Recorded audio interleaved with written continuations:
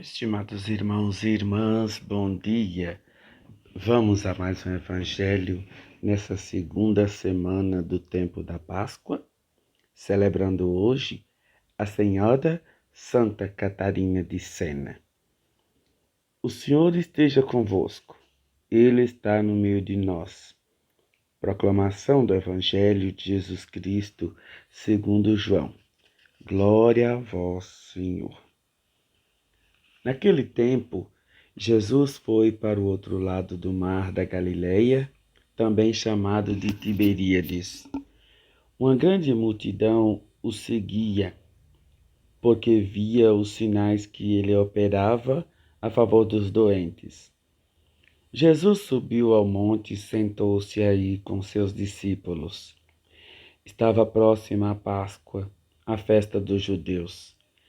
Levantando os olhos e vendo que uma grande multidão estava vindo ao seu encontro, Jesus disse a Filipe: Onde vamos comprar pão para que eles possam comer? Disse isso para pô-lo à prova, pois ele mesmo sabia muito bem o que ia fazer. Filipe respondeu: Nem 200 moedas de prata bastariam para dar um pedaço de pão a cada um. Um dos discípulos, André, o irmão de Simão Pedro, disse: Está aqui um menino com 5 pães de cevada e 2 peixes.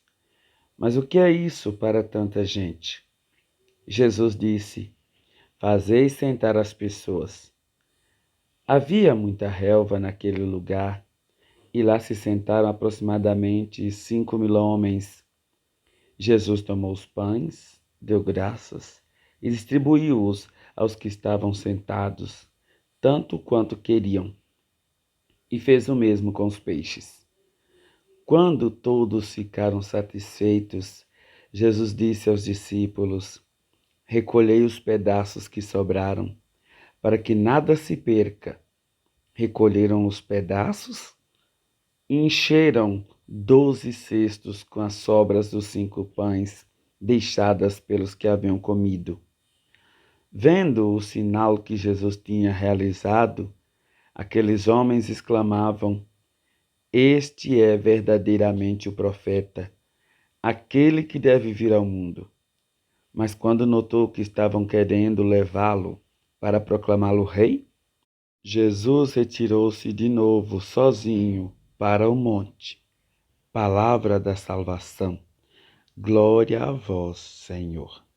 Estimados irmãos e irmãs, a liturgia de hoje põe diante de nós um dos evangelhos mais conhecidos de Jesus, a multiplicação dos pães e dos peixes. Reparem vocês que o milagre de Jesus, o extraordinário desse milagre, não está em multiplicar pães e peixes para todos, mas está em tocar os corações. Todos nós sabemos como funciona. Ninguém viaja sem levar uma matula, sem levar alguma vasilha, um biscoito, um pão, ou pelo menos algum valor para comprar na estrada. A primeira preocupação de todos aqueles que viajam é como vai alimentar no percurso. Então, certamente, todas aquelas pessoas tinham alimento consigo, mas cada um guardava para si. Cada um era egoísta o bastante de não querer partilhar. E Jesus instigava, a começar pelos apóstolos: Como vamos fazer para alimentar tanta gente? Então os discípulos: Pois é, porque a comida está cara e mesmo se eu tivesse não sei quantos R$ 1.000, não daria para comprar comida para esse povo tudo, não. Então, uma criança aparece disponibilizando tudo o que ela tinha: 5 pães e 2 peixes.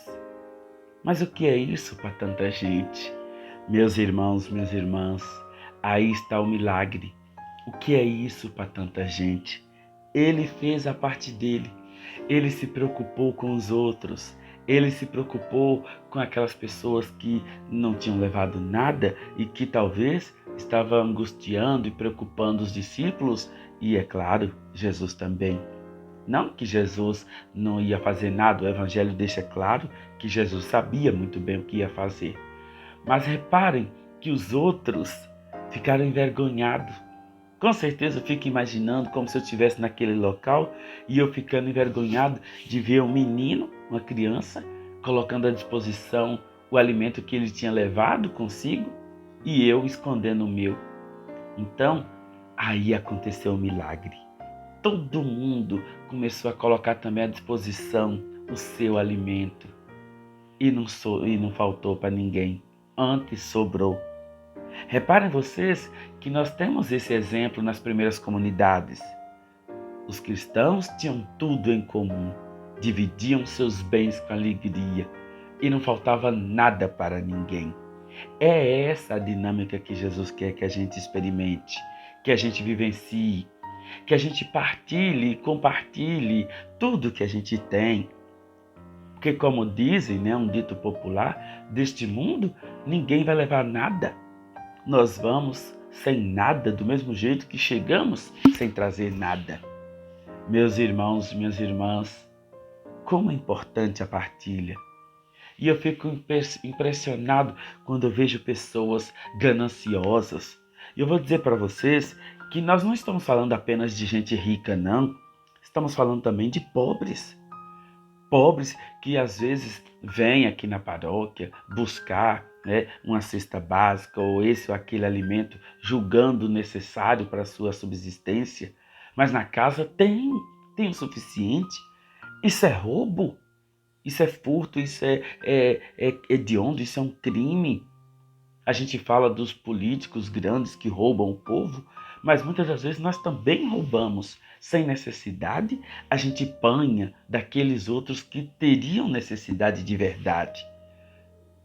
Eu fiz um projeto, um trabalho uma vez aqui na paróquia e tive que parar, porque o povo começou a vir e a gente percebia, era claro, que aquela pessoa não tinha necessidade, mas ela vinha buscar a si mesma. E ainda trazia outras pessoas para poder dizer e sair cantando vanglória, de que me enganou, de que enganou a igreja, de que nós somos bobos e que nós... Não, nós não somos bobos nem nada. Nós agimos conforme Jesus. Claro que Jesus fez um trabalho muito organizado. Jesus não saiu por aí distribuindo pão e peixe. Ele mandou que todos se sentassem em grupos. Havia muita relva naquele lugar. Assim é que Jesus também quer que a gente dinamize nosso trabalho. Mas acontece que as pessoas hoje estão tão acostumadas em passar a perna nos outros, em enganar, que eu até comentava com minha secretária aqui da nossa paróquia. Eu dizia para ela, cuidado, que eles vêm falando que tem filho pequeno em casa, que está doente, que fez cirurgia, que fez isso, fez aquilo. De 10, 9 está mentindo. 9 pessoas estão mentindo. Então, cuidado para não se deixar levar pelo sentimentalismo. A gente tem que ter um trabalho organizado. Não estou julgando nem condenando ninguém, mas inclusive nossos irmãos da Sociedade de São Vicente de Paulo estão entrando nessa dinâmica de assistencialismo. E nós não podemos entrar nessa dinâmica. Como diz o Papa Francisco, a igreja não é uma ONG que faz o bem para as pessoas de somente isso. Nós existimos com um único objetivo de evangelizar. E é claro, não tem como evangelizar de barriga vazia. Então, aí a gente entra na dinâmica de uma assistência, de uma ajuda às pessoas. Mas nós não podemos entrar nessa dinâmica apenas assim. Seja quem for, eu cito os nossos irmãos vicentinos, mas existem muitas outras, pastorais e movimentos que fazem esse trabalho de assistencialismo. E eu vou dizer para vocês com muita caridade ainda, nós encontramos pessoas pobres que não querem sair daquele nível, daquele estilo de vida, porque para eles é muito cômodo. Então, nós precisamos agora, como Jesus, organizar um trabalho. Dizer assim, olha, não tem mais.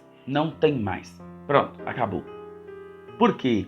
Porque aí força a pessoa a, de certa forma, refletir e pensar: será que eu vou querer viver desse jeito para sempre? Porque se você continuar dando sempre um quilinho, outro quilinho de arroz para a mesma pessoa, o risco é muito grande dela se acostumar a ganhar e nunca correr atrás do seu sustento. Não que a gente não possa ser caridoso e dar as coisas para as pessoas, antes pelo contrário. Mas o que nós não podemos fazer é acostumar as pessoas a serem necessitadas das outras. Não. É para a liberdade que Deus nos criou.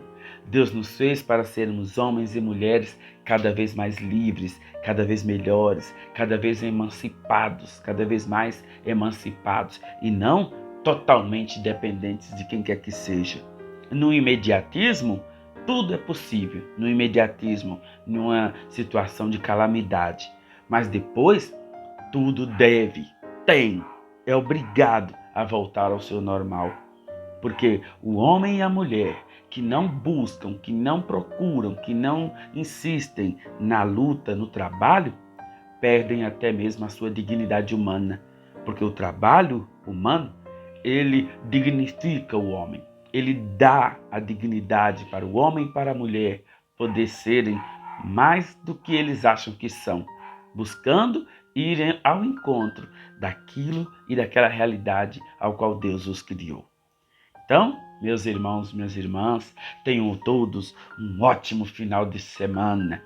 Nós estamos às vésperas do Dia do Trabalhador. Desejo a todos vocês, trabalhadores e trabalhadoras, homens e mulheres, você também que já é aposentado e que trabalhou bastante para uma construção de uma sociedade melhor, um feliz Dia do Trabalhador. Que vocês possam se orgulhar, porque tudo que existe no mundo abaixo de Deus foi com a sua contribuição, foi o seu esforço, foi sua dedicação que ajudou a construir. Fiquem com Deus. Mais uma vez, ótimo final de semana com a proteção e as bênçãos de Nossa Senhora.